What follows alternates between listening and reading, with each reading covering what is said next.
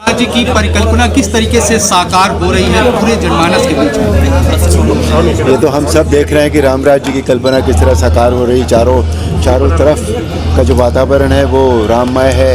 इतनी राम की ऊर्जा है चारों तरफ, और हर व्यक्ति जो है इन पलों को जीना चाह रहा है। जो बरसों से इंतज़ार करते थे, सालों साल इंतज़ार किया है सब ने, आज वो हमें चारों ओर हमारे दिखाई दे रहा है। चारों तरफ राम राम, जय श्री राम का नारा लग रहा है। इससे ज़्यादा अद्भुत बात और क्या हो सकती है। और जब ये सब कुछ हो रहा है तो धीरे धीरे जो राम राज्य में जो नियम थे, जो मॉरल्स थे, हमारे जो संस्कृति थी हमारी, वो हमारी धीरे धीरे अब वापस आ जाएगी। उसकी शुरुआत हो गई है। तो ये एक बहुत अच्छा हर तरह से शुरुआत हुई है जो हमारी संस्कृति को हमें वापस हम दिलाएगी।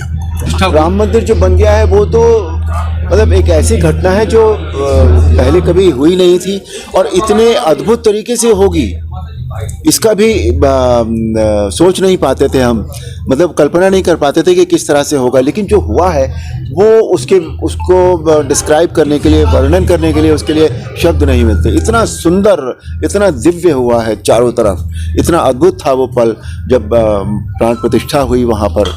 और हमारे जीवन की तो सबसे बड़ी घटना है ये, और ये बहुत हम अपने आप को सौभाग्यशाली मानते हैं कि हमारे जीवन में ये हो गया। हाँ, क्योंकि इतने सालों से जो नहीं हुआ था वो अब हो गया। तो इसके लिए जो सारा श्रेय है वो परम आदरणीय मोदी जी को जाना चाहिए, क्योंकि वो जो सोच लेते हैं वो कर गुजरते हैं। और इतने अच्छे से किया है, इतने अच्छे से सब लोगों ने मिलकर किया है। बहुत अच्छा लग रहा है इन दिनों। बहुत ही सकारात्मक ऊर्जा जो है वो हम सब के बीच में बह रही है चारों तरफ। नौजवान, बीच में ऐसा लगता था कि नौजवान जो है वो कहीं जुड़ नहीं रहा है, लेकिन अब इन दिनों लगता है कि जब से रामायण टेलीविज़न पर आई थी कोविड के ज़माने में, तब से लेकर और उस वक्त हमारे जो युवा पीढ़ी थी उसने रामायण को देखा ठीक से और रामायण को समझने की कोशिश की। और आज का जो युवा है वो तो बहुत जुड़ गया है। पहले युवा कम दिखते थे, लेकिन आज जब हम कहीं भी बाहर जाते हैं, मिलते हैं, तो उसमें सबसे ज़्यादा मिलने वाले, सबसे ज़्यादा आदर देने वाले जो है वो युवा हैं। तो और हर चीज़ जो होती है वो, कोई भी मूवमेंट हो, कोई भी अच्छा काम हो, कोई भी आंदोलन हो, कुछ भी, सब कुछ युवाओं से शुरू होता है। तो युवा क्योंकि जुड़ गया है, तो इसलिए जो राम राज्य की जो हमारी परिकल्पना है वो पूरी होने जा रही है। बिल्कुल तीर्थ स्थली में जब आप भगवान के और ज़्यादा नज़दीक अपने आप को पाते हैं, और जब इंसान को ये लगे कि मैं भगवान के और ज़्यादा नज़दीक हूँ तो उसे और क्या चाहिए। इससे अच्छा जो फील होता है वो तो और कहीं मिलता ही नहीं है बिल्कुल। और ये तो बहुत पुण्य स्थली है।